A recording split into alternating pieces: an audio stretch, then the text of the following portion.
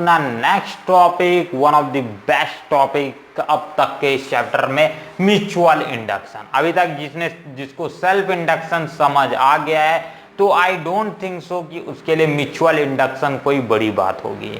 Eight चुटकी बजाते ही वो समझ जाएगा, ठीक है। चुटकी बजाते कोई समझता नहीं है, ठीक है। अपन के यहाँ पास एक बार टॉपिक रिवाइज करेंगे, पढ़ेंगे, इसके बाद जस्ट वो ट्राई करेगा, बस उसको बनने लगा। अब उससे रिलेटेड क्वेश्चन ही क्वेश्चन सॉल्व करेंगे, तब तो आपका बेसिक पूरा क्लियर हो जाएगा, बेस पूरा क्लियर हो जाएगा और फाइनल अपन इस चैप्टर पे अच्छा स्कोर कर पाएंगे। चलिए तो स्टार्ट करते हैं अपना next topic, mutual induction. Mutual induction होता क्या है, सबसे पहले तो ये बात समझ आ जाए तो काफी मजेदार है।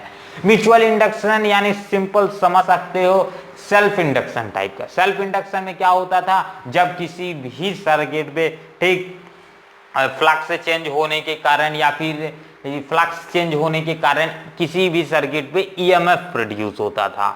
उस ईएमएफ के प्रोड्यूस होने के कारण सिंपली क्या होता था, ईएमएफ, इंड्यूस्ड ईएमएफ प्रोड्यूस होता था। उस इंड्यूस्ड ईएमएफ को ही हम, उस पूरे प्रोसेस को ही सेल्फ इंडक्शन बोलते थे।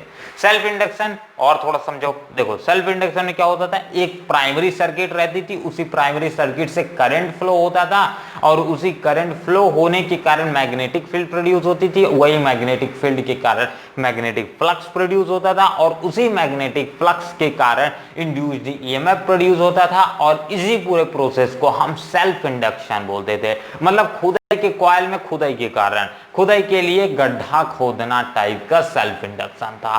बट म्यूचुअल इंडक्शन थोड़ा सा इसका अलग है। म्यूचुअल इंडक्शन मतलब दूसरे कॉइल के कारण दूसरे कॉइल पे फ्लक्स या फिर इंड्यूस्ड ईएमएफ की प्रोडक्शन करना, उसे बोला जाता है म्यूचुअल इंडक्शन। ठीक, मतलब एक एग्जांपल ले लो, ये मेरे पास एक कॉइल है, ठीक, इस कॉइल है और सिंपली इसी के जस्ट यहां पास एक कॉइल ले लो, ठीक है, इस तरह से। अब इस कॉइल में क्या करंट फ्लो हो रहा है, इधर एक की इधर की लगी है, क्लोज है, आई करंट इस कॉइल पे फ्लो हो रहा है। तो इस करंट फ्लो होने के कारण इसके अराउंड क्या मैग्नेटिक फील्ड प्रोड्यूस होगी, ठीक है। मैग्नेटिक फील्ड इस तरह से प्रोड्यूस होंगी और इस मैग्नेटिक फील्ड के प्रोड्यूस होने के कारण इस वाले पे क्या प्रोड्यूस होगा, फ्लक्स प्रोड्यूस होगा। ये क्या एक्सपीरियंस करेगा, फ्लक्स एक्सपीरियंस करेगा सेकेंडरी। इसे एज अ प्राइमरी सर्किट मान लो, इसे एज अ प्राइमरी सर्किट मान लो और इसे एज अ सेकेंडरी सर्किट मान लो, ठीक है। वीडियो तो क्लियर है ना, आई थिंक सो। चलो, इसे एक को प्राइमरी सर्किट मान लो, दूसरे को सेकेंडरी सर्किट मान लो। प्राइमरी सर्किट में चेंजेस आने के कारण सेकेंडरी सर्किट पे इन फ्लक्स को प्रोड्यूस, फ्लक्स एक्सपीरियंस किया जा सकता है, ठीक है। फ्लक्स किस तरह से एक्सपीरियंस किया जा सकता है, इसके अराउंड इंड्यूस्ड करंट प्रोड्यूस होगा। इंड्यूस्ड करंट अगर प्रोड्यूस होगा मतलब सिंपली हम बोल सकते हैं उसके अराउंड एक पोटेंशियल डिफरेंस, दो पॉइंट्स के बीच में डिफरेंस क्रिएट होगा और वही पोटेंशियल डिफरेंस एज ईएमएफ यानी इंड्यूस्ड ईएमएफ भी यहां प्रोड्यूस होगा। INDUCED इंड्यूस्ड ईएमएफ यहां प्रोड्यूस होगा। कलर चेंज करें थोड़ा सा, मजा आए। चलो, तो इसके अराउंड इंड्यूस्ड ईएमएफ प्रोड्यूस होगा।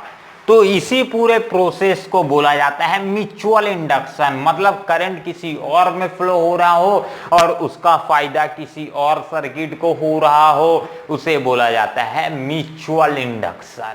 अब क्लियर हो गया होगा, ठीक है। म्यूचुअल इंडक्शन क्लियर है तो आगे बढ़ जाएं, आई थिंक सो। चलो, तो म्यूचुअल इंडक्शन में होता क्या, म्यूचुअल इंडक्शन में अपने समझ आ गया कि म्यूचुअल इंडक्शन में आखिरकार होता क्या है।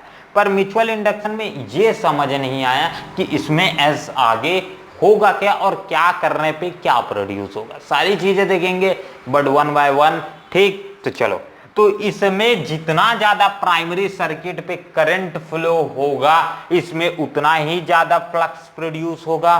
तो सिंपल मैं क्या लिख सकता हूं, that flux produce in secondary coil is directly proportional to current flow in primary circuit. ओहो, क्लियर है। जैसे अपन सेल्फ इंडक्शन के लिए लिखते थे, सेम टू सेम यही एक्सप्रेशन यहां भी यूज करेंगे। समझ आया बात, ज्यादा कोई डिफरेंस नहीं है दोनों चीज में। सेल्फ इंडक्शन और म्यूचुअल इंडक्शन में ज्यादा डिफरेंस नहीं है, बट एक डिफरेंस है कि यहाँ दो कॉइल रहते हैं, ठीक, करंट किसी और में फ्लो हो रहा है और उसका एक्सपीरियंस किसी और कॉइल में देखने को मिल रहा है, और बट सेल्फ इंडक्शन में खुद के कॉइल में अपने को देखने को मिलता था। तो ये दोनों ही टॉपिक अपनी अपनी जगह इंपॉर्टेंट हैं। इस चैप्टर के यही दो कॉन्सेप्ट हैं जो कि सबसे ज्यादा इंपॉर्टेंट हैं। चलो तो ज्यादा बात नहीं करेंगे, स्टार्ट करते हैं। आखिरकार टॉपिक ही है अपना वो भी। तो इसमें कितना अमाउंट ऑफ फ्लक्स, मान लेते हैं सेकेंडरी कॉइल में 5 फ्लक्स प्रोड्यूस हो रहा है और जो कि डायरेक्टली प्रोपोर्शनल है प्राइमरी सर्किट के करंट पे। तो सिंपली मैं क्या लिख सकता हूं, flux produce in secondary circuit is equals to, किसके कारण, एक यहां कांस्टेंट लगा रहा हूं डायरेक्टली प्रोपोर्शनल साइन को हटाने के लिए, एम, और आईपी करंट इज, ठीक है, इनटू आईपी करंट हो जाएगा। यहां एम क्या है, एम एक क्या है, प्रोपोर्शनैलिटी मान सकते हो, कोफिशिएंट कांस्टेंट प्रोपोर्शनैलिटी। इसे क्या बोला जाता है, mutual induction, mutual MUTUL, mutual INDUCTANCE, mutual inductance बोल सकते हो, या फिर सिंपली बोल सकते हो कोफिशिएंट ऑफ म्यूचुअल इंडक्शन। ठीक, तो दोनों ही टर्म यूज कर सकते हो। वो ऐसे ये क्या होता है, एक टाइप का कांस्टेंट होता है, मतलब हर एक के लिए क्या चीजें, हर एक मटेरियल्स के लिए इसकी वैल्यू कांस्टेंट हो सकती है, बट डिफरेंट डिफरेंट फैक्टर्स के कारण इसकी वैल्यू चेंज होती है। तो ये चीज को भी ध्यान रख के चलना, ठीक है। वैसे कांस्टेंट है but change in condition change the person, तो उसी टाइप यहाँ भी यही होता है। मतलब यहाँ भी अगर कंडीशन चेंज करेंगे, क्या क्या कंडीशन, अभी इसको चेंज करने से क्या क्या होता है, ये भी अभी इसी वाले में देखेंगे। ठीक, ये हो गया। और सिंपली मैं क्या लिख सकता हूं, induced EMF is equals to, किसके इक्वल होगा, induced EMF is equals to पुराना equation minus D phi by D T use करो, ठीक है। तो डी फाइव की वैल्यू क्या पुट कर सकते हैं, D phi is equals to put कर सकते हैं, D phi is D by D T is equals to M I P, ठीक, ये वैल्यू को यूज कर सकते हैं, ठीक है। तो सिंपल एक स्टेप और सॉल्व करो, तो डी एम के साथ तो कभी लगेगा नहीं क्योंकि वो क्या है, कांस्टेंट है, तो एम बाहर आ जाएगा और D I P by D T हो जाएगा, और ये अपना इंड्यूस, और ये नेगेटिव में तो नेगेटिव में, ठीक है। नेगेटिव साइन यहाँ भी इसलिए लगा रहे हैं क्योंकि यहाँ अपने को एक चीज मालूम चल रहा है कि जिसके कारण ये प्रोड्यूस होता है वो उसी को अपोज करता है, ठीक। तो सर म्यूचुअल इंडक्शन की काफी सारी आपको दो इक्वेशंस मेंस मिल जाएंगे, जो कि आगे जाके अभी हम इसका और भी ज्यादा यूज करेंगे, ठीक। चलो अब इसमें एक इंपॉर्टेंट सा केस ले लो, हम किस तरह से डिफाइन कर सकते हैं म्यूचुअल इंडक्टेंस को बाय फॉर्मूला। ये तो एक हो गया कि किस तरह से क्या होता है म्यूचुअल इंडक्शन, ये अपन ने समझा, but by formula, by expression, by physical means, अपन एक्सपेरिमेंटल मींस से कैसे एक्सप्लेन कर सकते हैं। तो सिंपल, यहाँ जो अपने पास IP है, IP अगर 1 एम्पियर एज्यूम कर लो, IP क्या है 1 एम्पियर, तो मैं सिंपली क्या लिख सकता हूँ, DS is equals to M लिख सकते हैं क्योंकि IP इज इक्वल्स टू 1, मतलब उसके साथ इंटू हो जाएगा तो कुछ अपना इफेक्ट नहीं पड़ेगा। तो सिंपल आप इसे डिफाइन कर सकते हो when in a circuit, in a primary circuit, जब किसी एक प्राइमरी सर्किट में एम्पियर यानी 1 एम्पियर करंट अगर फ्लो करता है, तो उसके कारण जो फ्लक्स सेकेंडरी कॉइल में एक्सपीरियंस किया जा सकता है वो इक्वल होता है म्यूचुअल इंडक्शन को। तो उस सेकेंडरी कॉइल में जो फ्लक्स प्रोड्यूस होगा उसी को बोलते हैं म्यूचुअल इंडक्शन, ठीक है, या फिर म्यूचुअल इंडक्टेंस बोल सकते हो, समझ आए। चलो, और सिंपली चाहो तो इस वाले एक्सप्रेशन से भी इस्तेमाल करके यूज कर सकते हो, जहां सिर्फ और सिर्फ सारी चीजों को क्या करना पड़ेगा, एट अ कांस्टेंट, मतलब यहाँ भी IP इज इक्वल टू क्या ले लो 1, ठीक है। IP यहाँ एक चीज नहीं, IP को बस नहीं लेके करना पड़ेगा, यहाँ दो चीज लेना पड़ेगा, क्या, IP by DIP by DT is equal to 1, मतलब ये दोनों चीजें जब इनका रेशियो क्या होगा, DI बाई DT का यूनिट बोल सकते हैं, यूनाइट होगा, मतलब एक सिंगल डिजिट होगा, मतलब 1 होगा, ठीक है। तो उस समय केस पे क्या आ जाएगा, इसकी जगह अगर 1 पुट करोगे तो E इज इक्वल्स टू क्या आ जाएगा, M माइनस M। तो सिंपल जो इंड्यूस्ड EMF किसी भी सर्किट में प्रोड्यूस होगा वो इक्वल होगा EMF, इक्वल होगा म्यूचुअल इंडक्शन के, जब DI by DT as unit लिया जाता है। ठीक, तो ये दो वेज हैं जिससे आप एक्सप्लेन कर सकते हो म्यूचुअल इंडक्शन को बाय एक्सपेरिमेंटली मींस, और यूज करना चाहो तो आप सिंपल भी एक्सप्लेन कर सकते हो म्यूचुअल इंडक्शन होता क्या है। ठीक, तो सिंपल इसका एक स्क्रीनशॉट हो जाए, फिर फटाक से फुर्र से आगे बढ़ते हैं। अब नेक्स्ट टॉपिक लिख लो, सेल्फ इंडक्शन ऑफ सोलोनॉइड तो हो गया। ठीक, चलो तो नेक्स्ट टॉपिक डालो, कोफिशिएंट ऑफ कपलिंग। ठीक है, चलो तो इसको रब कर देते हैं। बस एक्सप्रेशन का यूज आया सकता है बट वापिस क्रिएट कर लेंगे। यहां तक कोई अगर डाउट हुआ है तो आप फ्रीली कमेंट कर सकते हो, या फिर मेरा व्हाट्सएप नंबर है, आपको अगर पता होगा तो आप व्हाट्सएप भी कर सकते हो, कोई ज़रूरी नहीं है, पर मैं व्हाट्सएप नंबर नहीं बता सकता हूँ क्योंकि मुझे गाली सुनने का कोई शौक नहीं है। चल, कई लोग होते हैं जो लगातार बरसात कर देते हैं ये सारी चीज़ों को, ब्लॉक करने के बाद दूसरे दोस्त को शेयर करके फिर उन लोग भेजेंगे, इसलिए भेज के आपको बता के कोई फायदा नहीं। आप कमेंट में आप फ्रीली मुझे दे सकते हो, गालियाँ देना है गाली दो, शाबाशी देना है शाबाशी दो, ठीक है, जो गाली देगा उसको वैसे भी मैं ब्लॉक कर दूंगा। नेक्स्ट, तो नेक्स्ट टॉपिक लिख लो, कोफिशिएंट, कलर चेंज करते हैं, हेडिंग है COFFICIENT, coefficient of COUPLING coupling. ठीक है, स्पेलिंग मिस्टेक देख लेना। कोफिशिएंट ऑफ कपलिंग, तो क्या आएगा कोफिशिएंट ऑफ कपलिंग, या फिर सबसे पहले में अपने वर्ड में यही आ गया, कोफिशिएंट ऑफ कपलिंग होता क्या है। ठीक है, what is coefficient of coupling, simple. तो कोफिशिएंट ऑफ कपलिंग को कुछ नॉर्मल वेज में जो इसके एक्सप्रेशन है उसको समझ लो। कोफिशिएंट ऑफ कपलिंग को हम के से डोनेट करते हैं। ठीक है, कोफिशिएंट ऑफ कपलिंग को हम के से डोनेट करते हैं, और जनरली कोफिशिएंट ऑफ कपलिंग यानी होता है अगर क्या किया जाए, सिंपल से दो इंडक्टर्स को लिया जाए और दो इंडक्टर्स के बीच में जो कपलिंग प्रोड्यूस होगा एक दूसरे के कारण, उसी कपलिंग को बोला जाता है कोफिशिएंट ऑफ कपलिंग। मतलब दो इंडक्टर्स के बीच में जो कपलिंग प्रोड्यूस होगा उसी को हम बोलते हैं कोफिशिएंट ऑफ कपलिंग। अभी ज्यादा समझ नहीं है तो बाय दीज एग्जांपल्स आपको ज्यादा समझ आ जाएगा। मान लो ये मेरे पास एक इंडक्टर है, ठीक है, जस्ट इसी इंडक्टर के अंदर मैं क्या ले लेता हूं, एक स्मॉल इंडक्टर और ले लेता हूं। इस तरह से एक इंडक्टर मैंने लिया, ये वाला इंडक्टर S1, ठीक है, एक सोलोनॉइड, मान लो एक सोलोनॉइड मैंने S1 लिया, उसके अंदर एक और सोलोनॉइड डाल दिया S2। अब इन दोनों सोलोनॉइड के बीच में जो कपलिंग प्रोड्यूस होगा, कपलिंग मतलब एक दूसरे के कारण एक दूसरे के ऊपर जो फ्लक्स प्रोड्यूस होगा, ठीक है, उसे बोला जाता है कोफिशिएंट ऑफ कपलिंग। ठीक, तो इसके दो तीन एग्जांपल्स हैं, फटाक लिख लेते हैं। एक तो ये केस आ जाएगा, इसे ऐसा केस 1 मान लो, ठीक है, केस 1, केस 2 और एक और केस है केस 3। ठीक है, तीनों को एक साथ समझ लेंगे, ज्यादा बढ़िया रहेगा। केस 2 में क्या होता है, सिंपल से अपने पास इस तरह से एक इंडक्टर इस तरह से, या फिर एक सोलोनॉइड बोल सकते हो, इस तरह से रहता है और दूसरा सोलोनॉइड जस्ट इसके बगल में, ठीक, ये इस तरह से।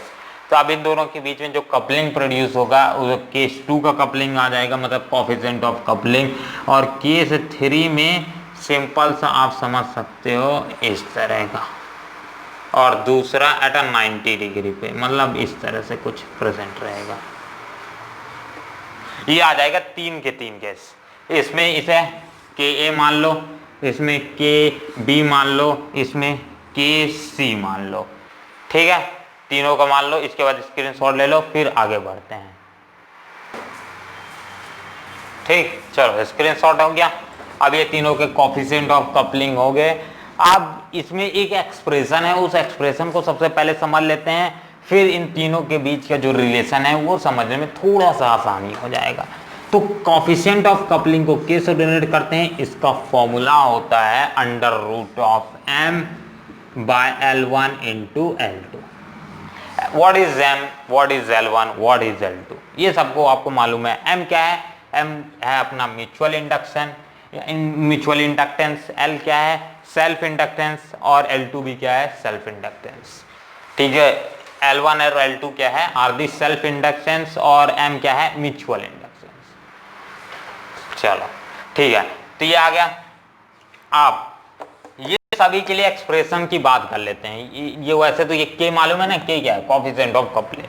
आप तीनों के लिए एक्सप्रेशन यूज करो, यहां लिखे दे रहा हूं, आप लोग नीचे लिख लेना कहीं पास। KA is always greater than KB and always greater, KB is always greater than KC। मतलब इसमें जो कोएफिशिएंट ऑफ कपलिंग होगा वो सबसे ज्यादा होगा, क्योंकि वो एक दूसरे के कांटेक्ट में बहुत ज्यादा पास में है। ठीक है, दूसरे वाले केस में जो कपलिंग होगा वो एज कंपेरेबल टू AKA, मतलब केस 1 के मुकाबले कम होगा, इसलिए एज सेकेंड नंबर पे। और एज अगर ये एकदम से इन दोनों का एरिया बहुत कम आ रहा है, ठीक है, और वैसे भी ये दोनों एज 90 डिग्री पे देखने को मिल रहा है, मतलब ऐसे एकदम से टिल्ट, ठीक है, मैग्नेटिक फ्लक्स एकदम बहुत कम ही इसके कारण इस पे एक्सपीरियंस देखने को मिलेगा। तो इस तीसरे नंबर के इस पे एकदम से कम देखने को मिलेगा, तो मतलब इसका क्या कोएफिशिएंट ऑफ कपलिंग एकदम से कम है। तो ये दोनों हो गए केसेस, तीनों केसेस। अब बात कर लेते हैं म्यूचुअल इंडक्शन किस में ज्यादा होगा, किस में कम होगा। तो इसमें मान लो म्यूचुअल इंडक्शन MA है, इसमें म्यूचुअल इंडक्शन MB है, ठीक है, इसमें म्यूचुअल इंडक्शन MC है, ठीक है। तो mutual induction in MA is greater than mutual induction is MB and mutual induction in MC, ठीक है। म्यूचुअल इंडक्शन A में सबसे ज्यादा प्रोड्यूस होगा, क्योंकि as they are in contact, पहली बात तो कांटेक्ट पे है, ठीक है, उन दोनों के बीच का डिस्टेंस बहुत कम है। एक चीज और तो मान लो, ठीक है ना, ठीक है, इसको समझने से पहले, म्यूचुअल इंडक्शन के टॉपिक्स को समझने से पहले ये एक साइड में एज अ टॉपिक डाल देना, किन किन फैक्टर्स के ऊपर म्यूचुअल इंडक्शन डिपेंड करता है। ठीक, तो पहला फैक्टर जिसके ऊपर डिपेंड करता है, डिस्टेंस बिटवीन टू इंडक्टर्स, दो इंडक्टर्स के बीच में क्या डिस्टेंस है, या फिर दो सोलेनॉइड्स के बीच में, सोलेनॉइड्स ही तो होते हैं जनरली इंडक्टर, तो दो सोलेनॉइड्स के बीच में डिस्टेंस क्या है, दो कॉइल्स के बीच में डिस्टेंस क्या है, उसके ऊपर, ठीक, पहला डिपेंड करता है। दूसरा डिपेंड करता है इन दोनों का, मतलब जो सोलेनॉइड हम यूज कर रहे हैं एक with respect to each other, उन दोनों का लेंथ क्या है, उसके ऊपर डिपेंड करेगा। तीसरा एरिया के ऊपर डिपेंड करेगा। चौथा सिंपल बोल सकते हो उसकी साइज के ऊपर डिपेंड करेगा, मतलब आर के ऊपर डिपेंड, वही तो एरिया के अंदर ही आ जाएगा, तो साइज भी उसी के साथ जोड़ लेना, ठीक।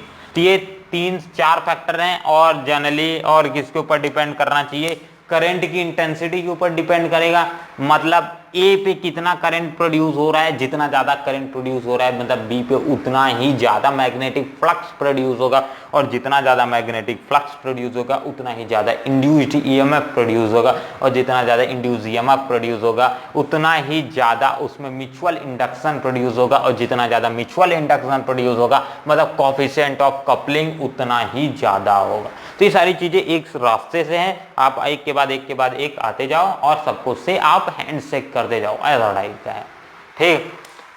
अब आ गया, तो ये कुछ फैक्टर्स है जिनके ऊपर डिपेंड करता है। तो पहले वाले केस के लिए इन दोनों के बीच में जो कॉइल्स, दो कॉइल्स के बीच में जो डिस्टेंस है वो काफी कम है, ठीक है, इसीलिए इसमें जो म्यूचुअल इंडक्शन है वो सबसे ज्यादा प्रोड्यूस होगा।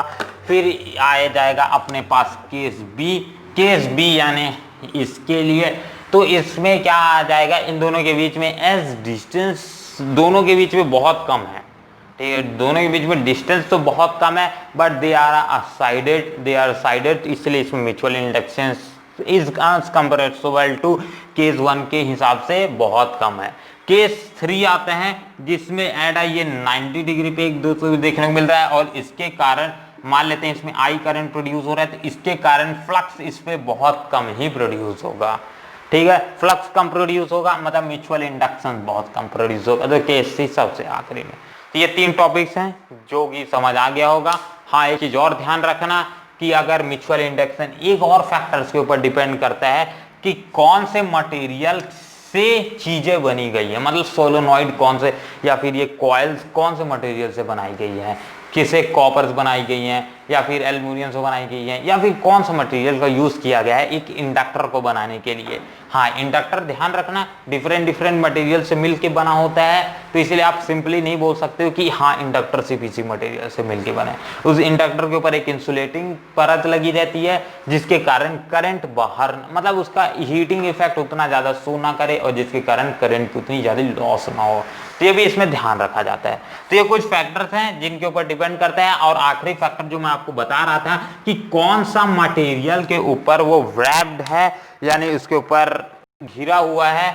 जैसे कि ये एक अपने पास मेटल है, अब इस मेटल के अराउंड ये कॉइल इस तरह से लगा हुआ होगा, ठीक है, इस तरह से इस तरफ लगा होगा, तो ये किसी मटेरियल के ऊपर डिपेंड लगा होगा। और ये दो मटेरियल ये जो मटेरियल है, ये वाला मटेरियल, ठीक है ना, ये मटेरियल किस चीज का बना है उसके ऊपर भी म्यूचुअल इंडक्शन इफेक्ट करेगा, मतलब उसके ऊपर डिपेंड करेगा। अगर वो मेटल का होगा मतलब उसका म्यूचुअल इंडक्शन बहुत ज्यादा प्रोड्यूस करेगा। अगर वही किसी इंसुलेटिंग का होगा या फिर वुड मान लो, ठीक है, लकड़ी होगा या फिर कोई ऐसी प्लास्टिक होगा, तो उसमें म्यूचुअल इंडक्शन उतना ज्यादा प्रोड्यूस नहीं कराएगा वो, क्योंकि एज वो बैड कंडक्टर है, ठीक है, उसमें मैग्नेटिक फील्ड पास ही नहीं होंगी। चलो, तो ये हो जाएंगे कुछ इफेक्ट्स जिनको आपको एज मेरे हिसाब से इंपॉर्टेंट थे कोएफिशिएंट ऑफ कपलिंग में। तो चलो, तो इस वीडियो के लिए सिर्फ इतना ही, और मिलते हैं अगले वीडियो पे जहां हम इससे रिलेटेड एक और टॉपिक छूट गए हैं, ठीक। तो वीडियो थोड़ा लंबा ही हो रहा था, तो इसलिए अगले टॉपिक में देख लेंगे, और इसके बाद वाले टॉपिक पे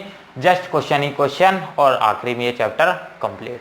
तो तब तक के लिए मिलते हैं अगले वीडियो पे, और जब तक के लिए राम नाम और जय हिंद जय भारत।